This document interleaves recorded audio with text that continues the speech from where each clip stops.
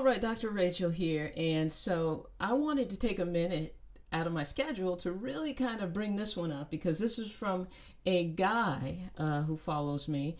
And it's a question about whether or not he should cheat. So, hey, Doc, here's my dilemma. My wife has lupus and her whole body has pains. She's been diagnosed with it about 5 years ago, so her libido is actually really low. She recently suffered an injury. I don't want to give all the details because it might give away who this person is. And she can't have sex at all, which is very understandable, but she refuses to do oral or hand jobs, but did buy a pleasure toy for me, which is cool every now and then, but I still need that intimacy from a female. My wife is very monogamous and expects the same from me, but I recently lined up something from a young lady I met through social media.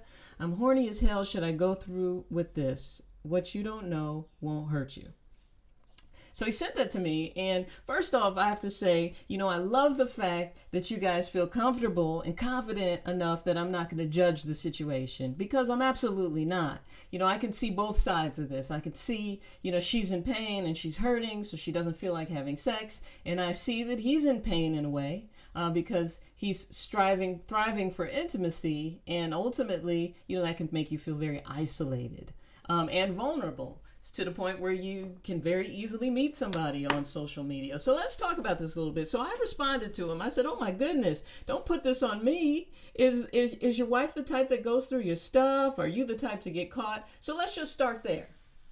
So before I get into all of the reasons why you should or should not take things to the next level with this lady you met on social media, let's talk about what will happen if you get caught. Your wife who's ill finds that, she's injured. She probably is in a wheelchair at this moment. What will happen if she finds out that you cheated on her with some girl that you met on social media? First of all, there's irreparable damage that's going to be done there. And that doesn't mean you guys will break up or she might kill you or something. And, that's possible too. But what I mean is that when somebody you love betrays you and cheats on you, it is a trauma. We almost consider the after effects like post-traumatic stress disorder. So here it is. She's already got stress. And I know that because she's got all this inflammation in her body. And then you might do something that could potentially push things to the next level. That if she found out about it, it could flood her body with stress chemicals that could actually give her a heart attack or kill her, right? So that's one thing to keep in mind, that every time you put your loved ones through stressful situations, that there is a chemical response that happens in your body, and we have a flood of what we call an inflammatory cascade, which basically means that all of these chemicals and hormones are released in our body that happens during fight or flight, right? And if those chemicals and hormones don't get dispersed adequately, they can stick around and cause a lot of chronic health issues. So she already has some of those floating around, so we got to be very mindful that we don't want to give her any more of this. And I know you don't, because I asked you as these messages go on if you loved her or not, and if you wanted to leave, okay? So that's the first part of that. So are you going to get caught? And is she going to find out? Because you ended the message with what she doesn't know won't hurt her, but if she finds out, it's going to hurt her, and she could even potentially hurt you too. Now, second of all, let's talk about this person you met on social media. Have you ever seen the show Catfish? Right?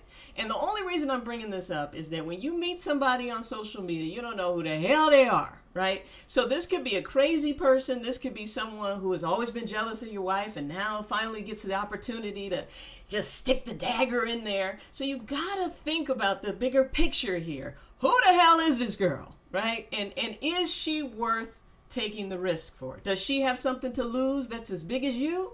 Or is this just some girl who sits around and has a bunch of free time to be texting married men?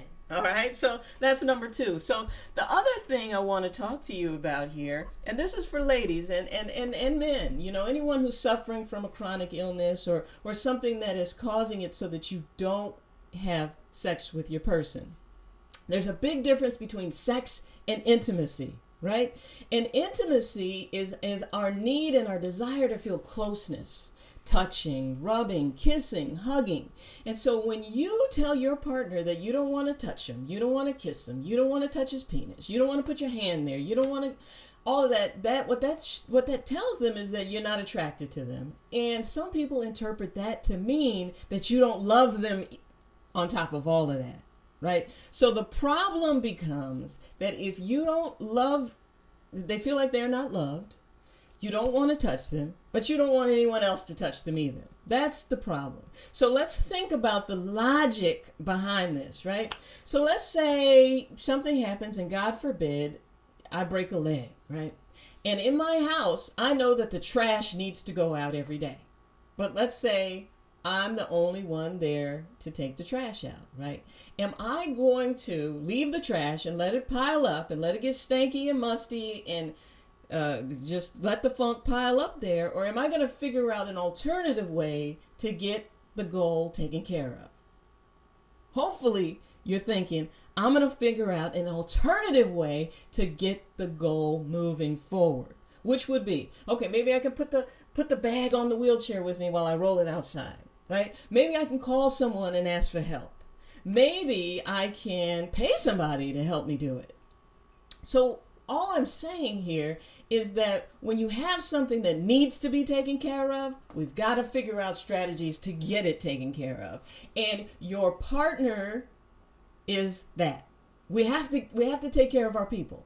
We love them. We want them to be their best selves. We want them to feel like themselves, to feel like, I can fly. And if you're not giving them any and they want some, then what you're doing is you're chipping away at their ego, at who they thought they were when they go navigate out and it's summertime and you looking good and you got your hair cut, you got your summer body.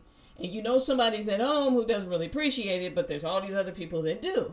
So it's kind of not fair, and it's not part of the agreement that you make when you marry someone, right? We're supposed to take care of each other. So when I hear things that people don't want to give hand jobs and they don't want to go down on people, my immediate response is, look, you've got to get it together and find a sexuality coach or someone who can help you like it more. Because it really is a training process. Most people who love to go down on their people started when they were kids, right? In the high school. That was one of the things they were doing. They were, going down and realized that they like it. But they liked it because they ended up just doing it and realizing, oh, this is great. Look at this response. Oh my god. Look at that explosion. Oh my goodness. Or look at her legs in the air. She's screaming in passion, right? So there's so many ways to start to condition your brain and trick your brain into thinking that you like something, that it's much, much more fruitful of an approach to get started and try to like it than it is to just avoid it and not do it. Okay, so the thing is, when we coach you into trying to enjoy different parts of sex that you've never enjoyed before, like oral or a hand job or all of that, it really becomes part of getting to know your partners down there, exploring it. It's your friend. Play with it. Talk to it. Name it. That's your buddy. Make it an extension of love for you to play with. So my advice is not going to be that you should go cheat on her. My advice would be that you should explain to her how important this is to you. I often say that for a lot of people, sex and sexual contact is a need and not just a desire. It's kind of like water. I mean, how long can certain people go without water or food? For some people, it has become such a huge part of who they think they are and who they identify themselves with that they actually really do need it. They're not making it up. So with that being the case, you want your person to get out there and be able to conquer the world, to go to work and put up with all the mess that their boss puts them through, to get out there and deal with it when the police pull them over so that they're not frustrated and can't keep it together and end up arrested or something else happen. You need to take care of your person. You need to take care of your people.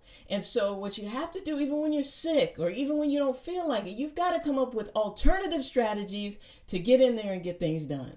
So my advice to you, young sir, would be that you let her know how this is affecting you. Let her know, she already knows you're a supportive husband. You've been helping her through her sickness and her illness.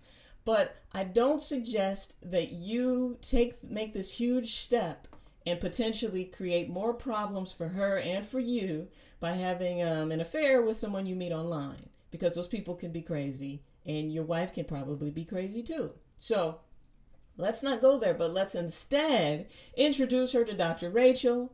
We can introduce y'all to a sexuality coach, somebody who can really help her with this process of oral sex. Because honestly, there are certain things that if they were in place, she might enjoy it a little better. So it's a matter of figuring out what about it she doesn't like. Is it because she was brought up a certain way? Is it because, she doesn't like the way the hair feels down there? There's so many different things, but let's work on that and getting you sexually satisfied and helping you and your wife have intimate moments that you can then, later reminisce on and build upon, as opposed to kind of stepping out on her. All right. So I hope this helps. And I love that you trust me enough to ask this. So I'm not judging, but I do want to help make this as smooth for both of you as possible. My whole thing is I specialize in trying to keep couples together as much as possible.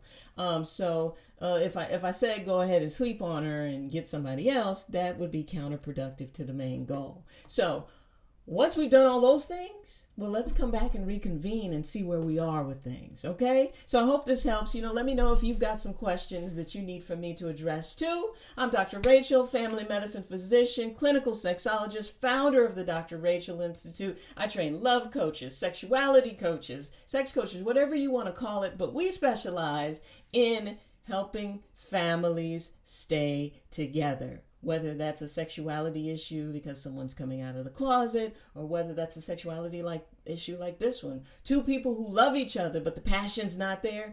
What can we do to get them back, right? So I'll see you next time. Let me know what your questions are.